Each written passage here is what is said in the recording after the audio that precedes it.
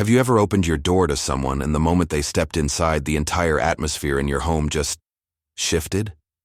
A heavy feeling you couldn't explain? Or maybe, after a visitor left, things started going wrong.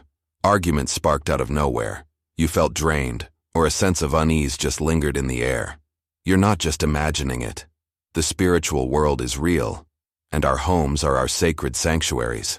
But what if I told you there's a simple, powerful act that can protect your home, your family, and your peace from unseen negative influences? Today, we're diving deep into the 5 critical reasons why you must pray before welcoming anyone into your home. This isn't about being paranoid or unsociable. It's about being spiritually wise and discerning. Your home is more than just bricks and mortar. It's a spiritual environment, a vessel that holds the energy, peace, and blessings of your family. Every person who crosses your threshold brings their own spiritual baggage with them. Their thoughts, their intentions, their struggles, and the energies they've picked up throughout their day. And not all of it is good. So, let's get into our first reason. Spiritual discernment. When you pray before someone arrives, you are essentially asking for spiritual eyes to see what your physical eyes cannot. You're inviting a higher power to give you insight into the heart and intentions of the person you're about to let in.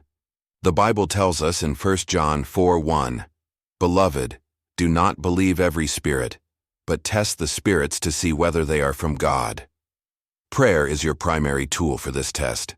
It sharpens your intuition. That little nudge in your spirit, that feeling of something's not right, or conversely, that overwhelming sense of peace and warmth you feel about someone. That is spiritual discernment at work. By praying, you're not judging the person, but you are wisely assessing the spirit they carry. It allows you to perceive if their presence will add to your home's peace or subtract from it.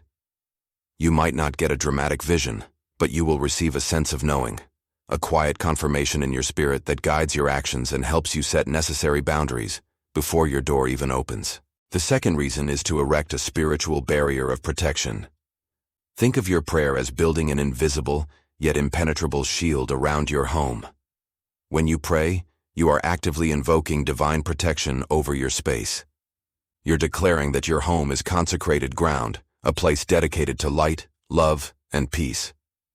This prayer acts as a filter, repelling negative energies, spiritual attachments, and ill intentions that a visitor might unknowingly, or even knowingly, carry with them.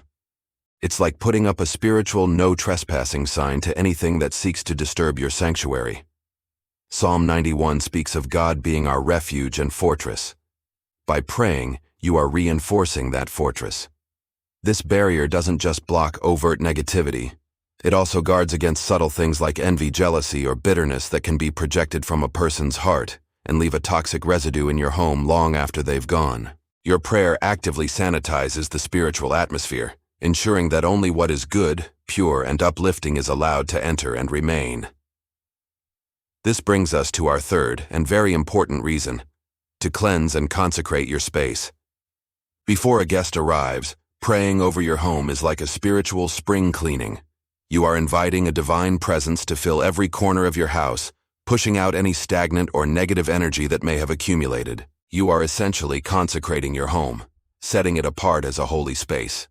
When your guest then enters, they are stepping into an environment that is already saturated with peace and positivity. This can have a powerful effect. For a person who is struggling, entering a home filled with such light can bring them comfort and a moment of respite. But for a person carrying a heavy, negative spirit, entering a consecrated space can make them feel uncomfortable. The light exposes the darkness. This discomfort is not about you making them feel unwelcome. It's the divine presence in your home reacting to the spiritual dissonance. Praying beforehand ensures your home's atmosphere is dictated by you and your faith, not by the spiritual state of your visitors. Now for reason number 4, to bless your visitor. This might sound counterintuitive, but praying before someone comes over isn't just about protecting yourself. It's also an act of love and ministry towards them. When you pray for the person who is about to visit, you're asking for them to be blessed as they enter your home. You can pray that they find peace, comfort, and encouragement during their time with you. You're creating an environment where they can lay down their burdens for a little while. Your home can become a sanctuary not just for you, but for them as well. Imagine your guest arriving stressed and weary from the world, and upon entering your home, they feel an immediate sense of calm. They might not know why, but they feel lighter. That's the power of your prayer at work. By praying for them, you are positioning yourself as a channel of blessing.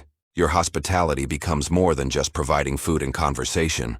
It becomes a spiritual impartation, a moment where they can encounter divine peace through the atmosphere you have intentionally cultivated.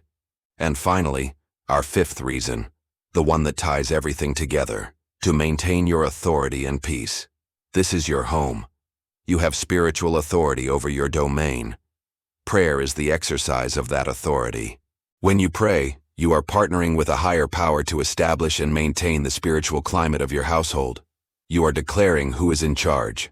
This prevents your home's atmosphere from being hijacked by the moods, problems, or spiritual baggage of others.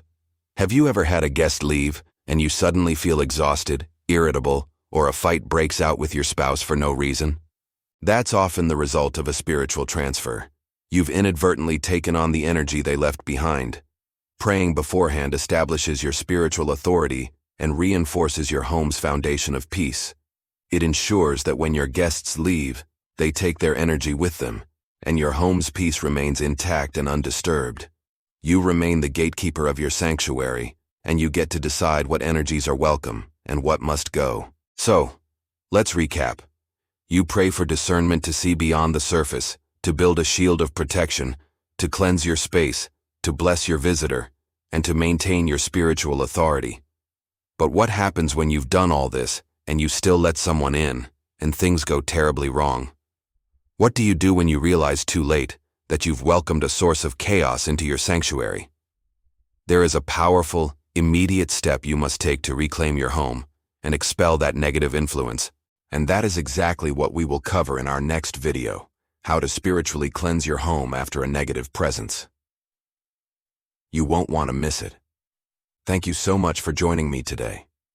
I hope this has empowered you to be more intentional about guarding your sacred space. If this message resonated with you, please give this video a thumbs up, and don't forget to hit that subscribe button and turn on notifications so you'll be the first to know when our next video drops. Stay blessed, stay protected, and I'll see you next time.